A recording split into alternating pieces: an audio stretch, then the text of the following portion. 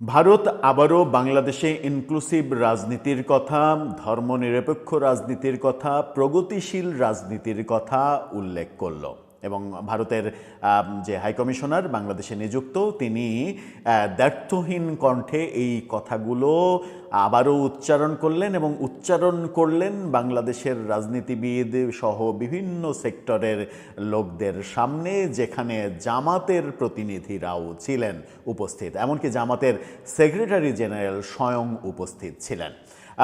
ভারত বাংলাদেশ সম্পর্কে তার নতুন বক্তব্য দিয়েছে এবং ভারতের যে প্রজাতন্ত্র দিবসের সংবর্ধনা অনুষ্ঠান হয়েছে গতকালকে ঢাকায়, সেই অনুষ্ঠানে জামাত পর্যন্ত যোগ দিয়েছে, অন্যান্য রাজনৈতিক দলও যোগ দিয়েছে। জামাতের যোগ দেওয়াটা খুবই সিগনিফিক্যান্ট ব্যাপার।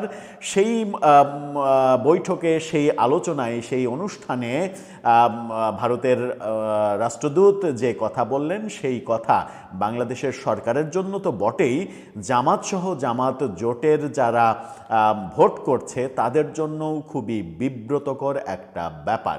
কিন্তু তাদের সামনে এই কথাগুলো বললেন হাইকমিশনার। কি বললেন তিনি, কি বোঝাতে চাইলেন, জামাত কেন সেখানে গেল যখন জামাত নানা ধরনের কথা বলছে, আবার জামাত সম্পর্কে বাংলাদেশে নিযুক্ত ভারতের সাবেক একজন হাইকমিশনার কি মন্তব্য করছেন, সেই ব্যাপারগুলো নিয়ে আলোচনা করব এই ভিডিওতে। থাকবেন পলিটিক্স টিভির নিয়মিত আয়োজনে।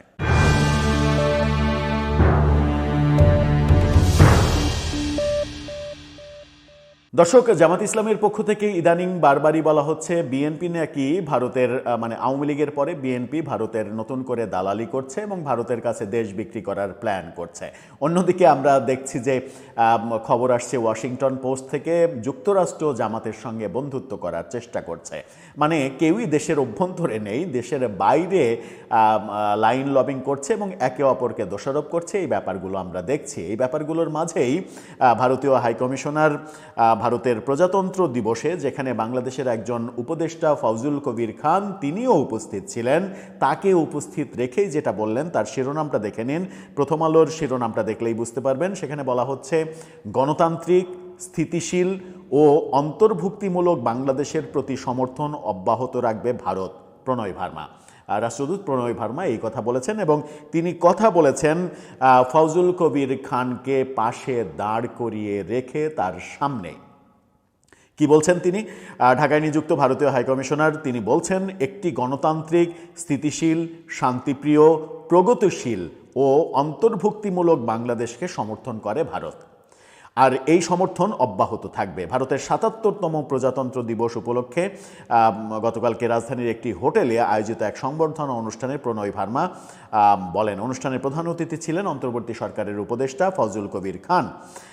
অনুষ্ঠানে প্রণয় ভার্মা বলেন, ৭১ সালে, খুবই গুরুত্বপূর্ণ কথা এটা, ৭১ সালে বাংলাদেশের স্বাধীনতা সংগ্রাম চলাকালে যৌথ ত্যাগের এক অবিস্মরণীয় ইতিহাস সহ আমরা একটি বিশেষ সম্পর্ক ভাগাভাগি করে নিয়েছি। বছরের পর বছর ধরে সংযুক্তি ও অর্থনৈতিক সম্পৃক্ততার দ্রুত রূপান্তরমান প্রেক্ষাপটে আমাদের পারস্পরিক আদান প্রদান এবং যৌথ পারস্পরিক নির্ভরশীলতাও আরও সুদৃঢ় হয়েছে, যা আমাদের সমাজ, জনগণ ও ব্যবসায়িক প্রতিষ্ঠানগুলোকে পরস্পরের আরও কাছাকাছি নিয়ে এসেছে। তিনি বলেন, ভারতীয় শোধনাগার থেকে বাংলাদেশে ডিজেল পরিবহনের জন্য আন্তঃসীমান্ত পাইপলাইন, অর্থাৎ পাইপলাইনের তেল আসে বাংলাদেশে। পাইপলাইন, ভারতীয় গ্রিডের মাধ্যমে বাংলাদেশ ও নেপাল উভয় দেশ থেকেই বাংলাদেশে বিদ্যুৎ নিয়ে আসা, আন্তঃসীমান্ত বিদ্যুৎ সঞ্চালন লাইন, এসবই প্রমাণ করে ভারত বাংলাদেশ একসাথে জ্বালানি সংযুক্তির ভিত্তি স্থাপন করেছে, যা প্রকৃত অর্থে আঞ্চলিক অর্থনৈতিক সংহতিকে এগিয়ে নিয়ে যাচ্ছে। তিনি আরও বলেন, আমাদের সরবরাহ ব্যবস্থা বাংলাদেশের সমৃদ্ধ তৈরি পোশাক শিল্প ও ফার্মাসিউটিক্যালস খাতকে শক্তিশালী করেছে, যা পারস্পরিক সহযোগিতা ও নির্ভরশীলতার সুফল প্রমাণ করে।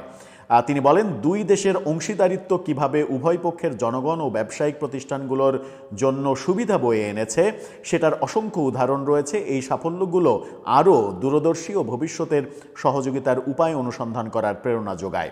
প্রণয় ভার্মা আরও বলেছেন, বাংলাদেশের জনগণের জন্য আগামীর যাত্রায় শান্তি, সমৃদ্ধি ও সফলতা কামনা করছি। আমরা একটি গণতান্ত্রিক, স্থিতিশীল, শান্তিপ্রিয়, প্রগতিশীল, অন্তর্ভুক্তিমূলক বাংলাদেশকে সমর্থন করেছি এবং সেটা অব্যাহত থাকবে। সেখানে রাজনীতিবিদ, ব্যবসায়ী প্রতিনিধি, কূটনীতিক, শিল্পী, সাংবাদিক, সাংস্কৃতিক ব্যক্তিত্ব, নানা শ্রেণীর লোক ছিলেন।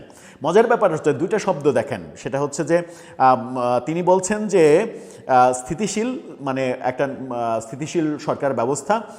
তিনি বলছেন প্রগতিশীল, যে প্রগতিশীলতার কথা তিনি বলছেন সেটা নিয়ে বলছি। প্রগতিশীল এবং অন্তর্ভুক্তিমূলক। অন্তর্ভুক্তিমূলক মানে সবার সমান অধিকার, সব রাজনৈতিক দলের, সব গোষ্ঠীর সমান অধিকার, যেটা এই নির্বাচনে হচ্ছে না। সবাই অংশগ্রহণ করছে না, সবার সমান অধিকার থাকছে না। প্রগতিশীল দেশের কথা তিনি বলছেন এবং অন্তর্ভুক্তিমূলক ব্যবস্থার কথা তিনি বলছেন উপদেষ্টা ফজলুল কবির খানকে পাশে রেখে এবং জামাতের সেক্রেটারি জেনারেলকে সামনে রেখে। এটা একটা খুবই সিগনিফিক্যান্ট ব্যাপার। এবং গণমাধ্যমে এবং সামাজিক যোগাযোগ মাধ্যমে এই যে অনুষ্ঠান, গতকালকের এই অনুষ্ঠানের সব থেকে বেশি জনপ্রিয় হওয়া ছবিটা যেটা, সেই ছবিটা দেখুন। জামাতের সেক্রেটারি জেনারেলের সঙ্গে প্রণয় ভার্মা একান্তে কথা বলছেন। এই ছবিটা ভাইরাল হয়ে গেছে, প্রায় প্রত্যেকটা গণমাধ্যমে এই ছবি গেছে এবং সামাজিক যোগাযোগ মাধ্যমেও এই ছবি নিয়ে কথা হচ্ছে যে ভারতের প্রজাতন্ত্র দিবসে জামাত গিয়ে শুভেচ্ছা জানাচ্ছে, অভিনন্দন জানাচ্ছে, যখন কিনা আমরা দেখছি যে জামাতের নায়েবে আমির ডাক্তার আবদুল্লাহ তাহের তিনি বলছেন কি, তার শিরোনামটা দেখে নিন, ইন্ডিপেন্ডেন্ট টেলিভিশনের ফটোকার্ড। সেখানে বলা হচ্ছে একটি দল নতুন করে বাংলাদেশকে ভারতের কাছে বিক্রি করে দিতে চায়। অর্থাৎ তিনি স্পষ্ট করে বিএনপির কথা বলছেন। তিনি যখন বলছেন যে বিএনপি ভারতের কাছে নতুন করে বিক্রি করে দিতে চায়, তখন তার সেক্রেটারি জেনারেল প্রণয় ভার্মাকে প্রজাতন্ত্র দিবসের শুভেচ্ছা জানাচ্ছেন এবং তার সামনেই প্রণয় ভার্মা বলছেন অন্তর্ভুক্তিমূলক এবং প্রগতিশীল বাংলাদেশ দেখতে চায়। আবার নির্বাচনে যখন যুক্তরাষ্ট্রের সঙ্গে জামাতের বন্ধুত্বের কথা নিয়ে চারিদিকে সরব এবং বিএনপিও নানা ধরনের কথা বলছে, তখন ভারতের বাংলাদেশে নিযুক্ত সাবেক একজন হাই কমিশনার তিনি কি মন্তব্য করছেন দেখুন। মানবজমিনের এই শিরোনামটা দেখলেই বুঝতে পারবেন। সেখানে বলা হচ্ছে বাংলাদেশে সুষ্ঠু নির্বাচন হলে জামাত ক্ষমতায় আসতে পারবে না। হর্ষবর্ধন শ্রীংলা ভারতের বাংলাদেশে নিযুক্ত সাবেক রাষ্ট্রদূত, খুবই পাওয়ারফুল একজন রাষ্ট্রদূত ছিলেন, খুবই আলোচিত একজন রাষ্ট্রদূত ছিলেন। তিনি তার দেশে ভারতে সাংবাদিকদের সঙ্গে কথা বলার সময় বলেছেন যে বাংলাদেশে আগামী নির্বাচন যদি সুষ্ঠু হয়, স্বাভাবিক হয়, তাহলে জামাত ক্ষমতায় আসবে না। আর জামাত ক্ষমতায় যদি আসে তাহলে বুঝতে হবে এই নির্বাচনে কারচুপি হয়েছে এবং তাদেরকে জেতানো হয়েছে। যখন ভারতের সাবেক কূটনীতিক এই কথা বলছেন, তখন আমরা ভারতের অনুষ্ঠানে জামাতের সেক্রেটারি জেনারেলকে দেখছি, যখন কিনা জামাতের নায়েবে আমির বলছেন যে ভারতের কাছে একটি দল নতুন করে দেশকে বিক্রি করে দেওয়ার বন্দোবস্ত করছে। রাজনীতিটা বুঝছেন, রাজনীতিটা এরকমই, রাজনীতি এভাবেই চলে। যখন যেটাকে সুবিধা মনে হয় যার, সে তার মতো করে ন্যারেটিভ স্থাপন করে। কিন্তু ভারতের অবস্থানটা এখানে খুব গুরুত্বপূর্ণ। ভারত বাংলাদেশের উপদেষ্টাকে পাশে রেখে, জামাতের প্রতিনিধি, জামাতের সেক্রেটারিকে সামনে রেখে তারা বলছে বাংলাদেশে অন্তর্ভুক্তিমূলক অবস্থা দেখতে চাই, প্রগতিশীল অবস্থা দেখতে চাই, যেটার কোনোটাই এই মুহূর্তে বাংলাদেশে বিরাজ করছে না। দর্শক, আপনার মতামত জানিয়ে এ ব্যাপারে লিখতে পারেন আমাদের কমেন্ট বক্সে।